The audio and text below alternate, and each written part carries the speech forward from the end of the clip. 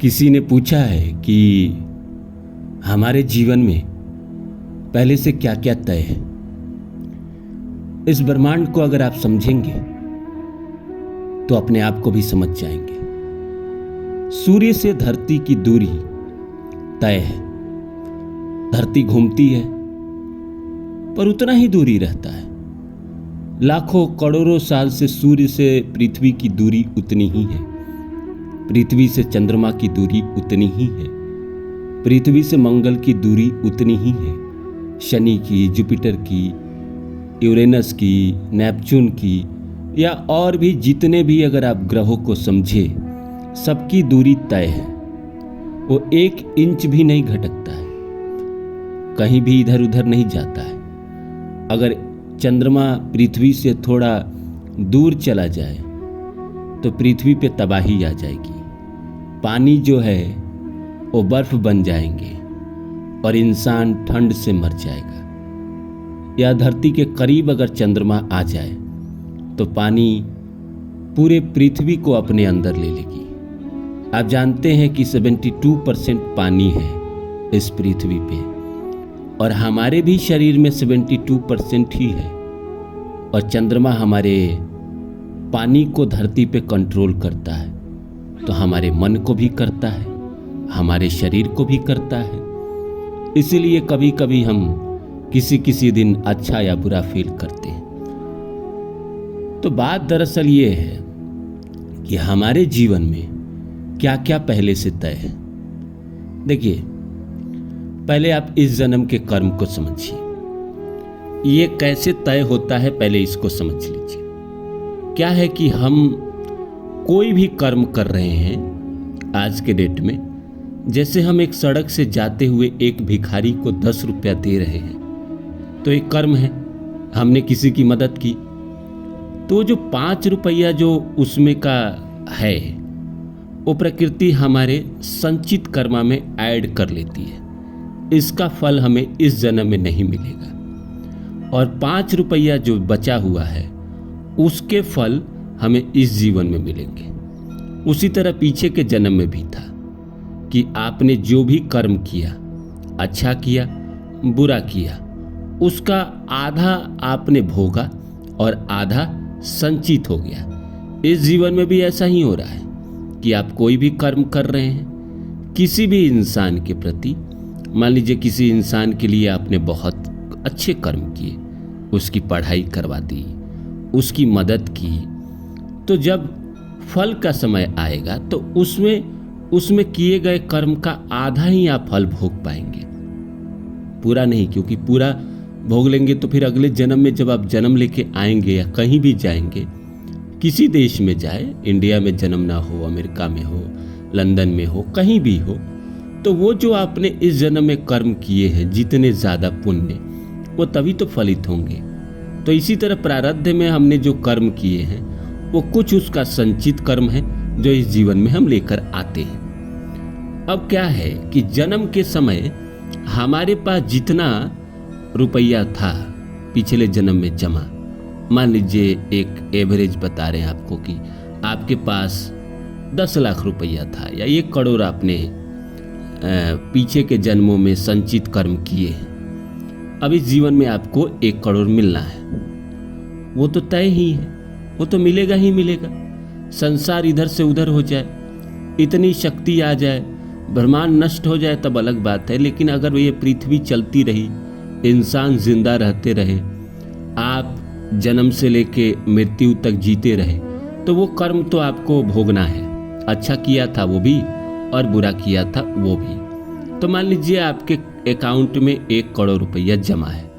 अब ऐसे होगा कि आप जैसे ही इस धरती पे जन्म लेकर आएंगे तो वो आपके कर्म चालू हो जाएंगे। आपको जो आपके संचित कर्मा है उस आधार पे इस जीवन में आपको घर, किस घर में आप जन्म लेंगे, ये आपको तय मिलेगा। कौन आपके माता पिता होंगे, ये भी आपको तय मिलेगा। क्योंकि जो भी आपके माता पिता है, किसी न किसी जन्म में आप इनके लिए कुछ ना कुछ किए हैं, तभी माता और पिता इस जीवन में आपके लिए आजीवन करते हैं। आपके लिए आजीवन करते हैं। आपके जब बच्चे होंगे आप उसके लिए आजीवन करेंगे, उसके जब बच्चे होंगे वो उसके लिए आजीवन करेगा। कोई ना कोई तो होगा जो आपके लिए करेगा। हमारे पिता करते हैं, माता करते हैं, बेटा कोई नालायक हो अच्छा हो फिर भी माँ बाप उसको प्यार करते हैं। जैसे वो गीत है ना कि तेरे बच्चे तुझको प्यारे रावण हो या राम, तो वो माता पिता वो प्रेम करते हैं। ये आपके सबसे बड़े संचित कर्म है, सबसे बड़े पुण्य कर्म है कि आपको माता पिता मिले और अच्छे मिले। जिनके कम संचित कर्मा होते हैं आप देखिए ना, उनके माता पिता जल्दी एक्सपायर हो जाते हैं, जल्दी दुनिया को छोड़ के चले जाते हैं। उनके लिए वो नहीं कर पाते हैं। जिस बेचारे का संचित कर्मा नहीं रहता है उनको माता पिता का भी सुख नहीं मिलता है। भाई बहन ये भी संचित कर्मा से मिलता है। भाई बहन कई लोगों के लिए तो भाई ही भगवान का रूप हो जाता है, भाई ही सब कुछ करता है, तो ये भी कहीं ना कहीं संचित कर्मा है। आपकी जो बीवी है ये भी आपके लिए संचित कर्मा है, ये भी आप प्रारब्ध से लेकर आते हैं, ये भी पहले से तय है। माता पिता भाई बहन जिस परिवार में आप जन्मे वो भी तय है। शुरुआती आपकी एजुकेशन किस स्कूल में पढ़ेंगे, कितनी शिक्षा आपको मिलेगी, उस हिसाब से आपको मिलता है, ये भी आपके संचित कर्मा है। तो ले देखिए आपका परिवार, माता पिता भाई बहन आपकी बीवी, ये आपको तय है 100%। आपके जीवन में आपके जो यश है, आपको कितना नेम फेम मिलेगा ये भी तय है। आपका अपयश है वो भी तय मिलेगा। सुख आप घटा सकते हैं, बढ़ा सकते हैं। सुख के लिए प्रकृति आपको फ्री विल देती है। अब मान लीजिए आपके जो आत्मा के संस्करण हैं वो अच्छे हैं तो आप सुख ढूंढ ही लोगे। आप 10 रुपये कमाकर भी सुखी रह जाओगे। और आपके आत्मा के संस्करण जो है, संस्कार जिसको हम बोलते हैं, एब्रिंगिंग जिसको बोलते हैं, वो मान लीजिए अगर बुरे हैं तो आप 10 करोड़ कमा के भी दुखी रहोगे, डिप्रेशन में रहोगे। तो सुख और दुख जो है ये आप घटा सकते हैं, बढ़ा सकते हैं, ये फ्री विल है। क्या मेहनत करोगे ये भी फ्री विल है। क्या बनना चाहते हो ये भी फ्री विल है।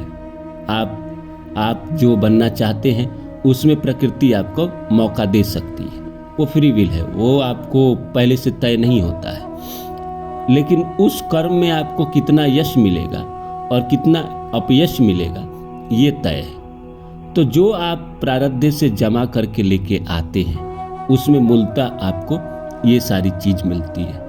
अब किसी किसी का फ्री विल बहुत अच्छा होता है, वो साधारण परिवार में जन्म लेकर भी IAS ऑफिसर बन जाता है, नरेंद्र मोदी की तरह देश का प्रधानमंत्री बन जाता है, शाहरुख खान की तरह देश का स्टार बन जाता है, बड़ा स्टार बन जाता है। और भी बराक ओबामा जैसे लोग हैं, अब्राहम लिंकन जैसे लोग हैं, ये लोग भी तो साधारण परिवार में जन्म लेकर इतने बड़े हो गए। तो कहीं ना कहीं इसमें फ्री विल तो था ही। और यश और अपयश तो आपके प्रारब्ध से ही आपको मिलते हैं। बाकी सारी चीज़ें आप मान लीजिए आपको प्रकृति ने किसी के साथ रिलेशनशिप में दे दिया, अब रिलेशनशिप को चलाना ना चलाना ये सब आपके हाथों में होता है। आप इसे चाहे तो बहुत अच्छा चला सकते हैं, और आपकी डिजायर है, आपकी जो इच्छाएं है बढ़ गई है तो आप इसको खराब भी कर सकते हैं। एक के रहते दूसरे की तरफ भागना भी खराबी है।